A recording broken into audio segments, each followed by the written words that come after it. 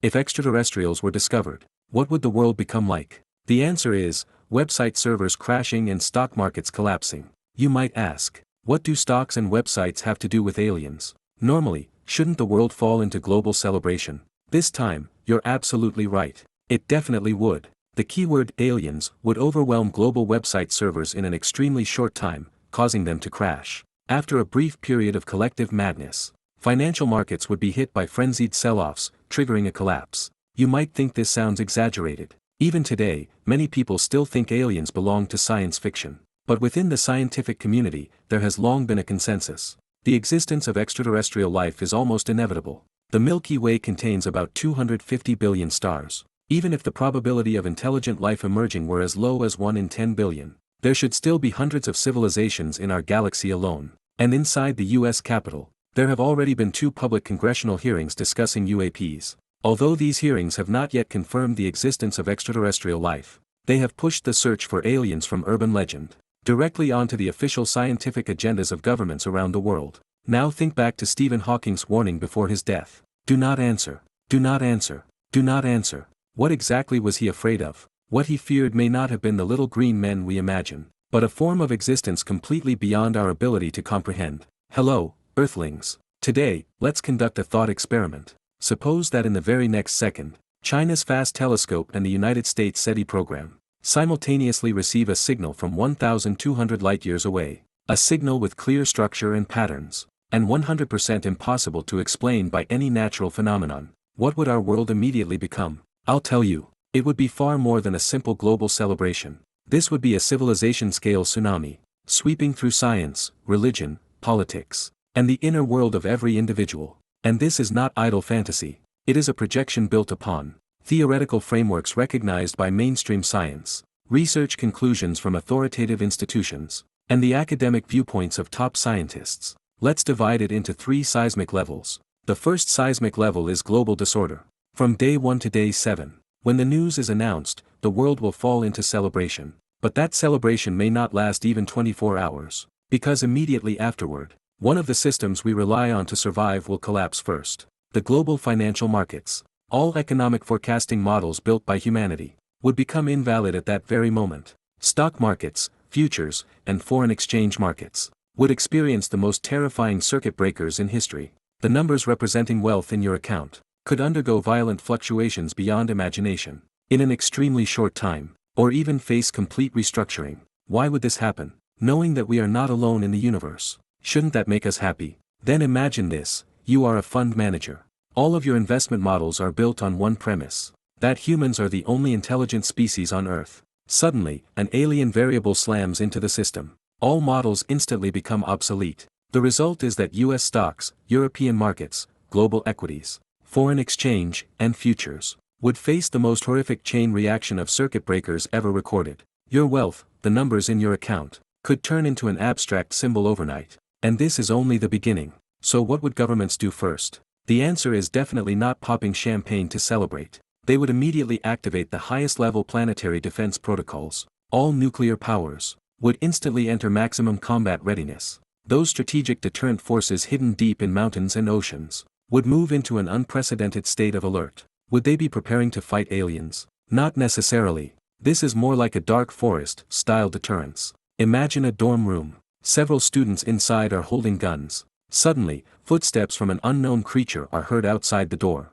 What is your first reaction? You would definitely raise your gun and aim at the door. But at the same time, out of the corner of your eye, you would be watching the other armed students inside the room just as closely. Because the greatest danger may not be the monster outside the door, but someone next to you taking advantage of the chaos to shoot you first. The chain of suspicion between nations would first form within humanity itself. So what about ordinary people like us? Stockpiling supplies? That would be thinking too small. This time, we would witness the explosion of 2 things: a rumor explosion and a collapse of belief. First, countless so-called alien signal interpretation groups would emerge online overnight. The spread of rumors would be 10 or even 100 times faster than a virus. At the same time, all existing religions would face the most severe challenge since their founding. Did God only create humanity? This ultimate question would force society's belief systems into an unprecedented collapse and reconstruction. Some novel ideas and belief systems might rise overnight. The second seismic level is the decoding abyss. From the first month to the first year after the announcement, after the initial chaos subsides, the world's focus would shift to scientists. They now possess this signal from the depths of the universe. What is the first thing they would do? Reply with, "Hello, how are you?" Absolutely not. The first step would be like archaeologists confronting an ancient, indecipherable text, beginning the extremely difficult work of decoding. But it is very possible that we would be completely unable to understand it. Why? Isn't mathematics and physics supposed to be universal across the universe? In principle, yes. But the language of an alien civilization may itself be built upon high-dimensional mathematics. For example, could a creature that lives forever in a two-dimensional plane truly understand the concept of a three-dimensional sphere? Likewise, as three-dimensional beings, how can we truly comprehend a cognitive structure like a Klein bottle? What they send may not be "hello," but a high-dimensional geometric model that our brain structures simply cannot process. It's like handing you a book written in a heavenly script, but you can't even recognize that it is a book. So can we determine from the signal whether they are good or evil? Almost impossible. Good and evil are human moral concepts. For a completely different species, they may not apply at all, but there is one deeply unsettling indicator that can help us assess their strength. That is, where is their home, and how far has their civilization developed? Here we must introduce a famous scientific concept, the Kardashev scale. It divides civilizations into 3 levels. A Type 1 civilization can utilize all the energy of its home planet. A Type 2 civilization can harness the energy of an entire star system. A Type 3 civilization can command the energy of an entire galaxy. If scientists discover that the signal originates from a civilization that has already reached Type 2, this would mean they are a godlike civilization capable of casually controlling stars. To a civilization that treats stars like power banks, we might not even count as ants in their eyes. At best, we would be a stone next to an ant. So what is the ultimate speculation? It may very well be the dark forest theory, proposed by Liu Cixin in the three-body problem.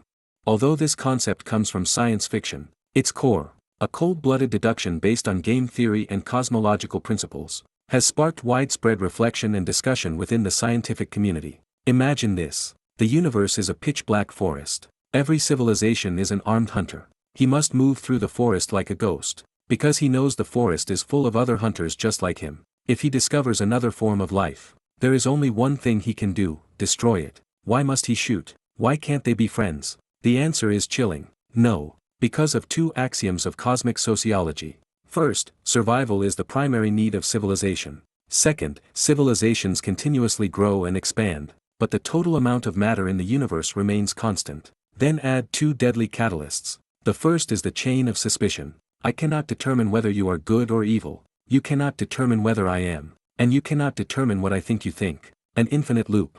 The second is technological explosion. A weak civilization might surpass you in just a few hundred years. Therefore, the safest and most rational choice is to destroy you. Once I discover you, and before your technology explodes, discovery equals destruction. Now we arrive at the third seismic level, the ultimate truth. This is a long-term impact. As time passes, while we speculate about alien civilizations in the darkness, this mirror ultimately reflects ourselves. We begin to ask an even more terrifying question. What if they discovered us long ago, but simply chose to ignore us? This leads to another famous thought experiment, the zoo hypothesis, also known as the laboratory theory. This hypothesis suggests that Earth may be a carefully designed nature reserve, or social laboratory created by advanced civilizations. They set the rules, and quietly observe human civilization, the way we observe an ant colony. So was this signal leakage an accident, or has our civilization experiment entered its next phase of observation?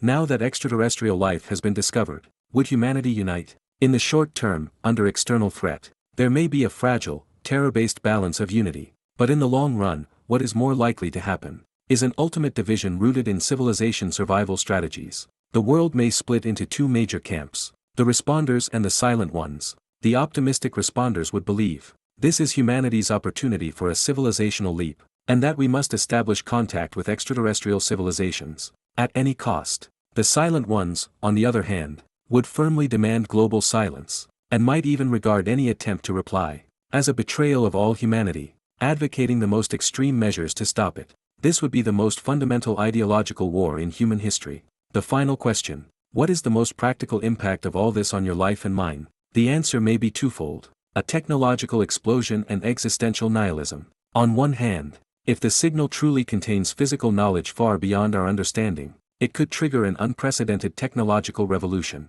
Energy, medicine, and materials science could all experience breakthroughs in a very short time. But on the other hand, when we know for certain that we are ordinary in the universe, or even a weak group, the pride built over thousands of years, the meaning of our struggles, the driving force behind creation, and the foundations of our beliefs, would all need to be rewritten. So let us return to the opening question. Stephen Hawking's warning, "Do not answer," may truly not have been an exaggeration. Discovering extraterrestrials is far more than a simple third-kind encounter. It is more like a mirror, a cosmic mirror that reflects into the deepest layers of civilization. What it reveals first is the fear, suspicion, wisdom, and potential for unity, hidden deep within the human heart. This could be a disaster, or it could be a coming-of-age ceremony. But no matter what, if that day truly arrives, we will no longer be who we were yesterday. We, the children of Earth, will for the first time truly and collectively face the vast and boundless sea of stars in solitude.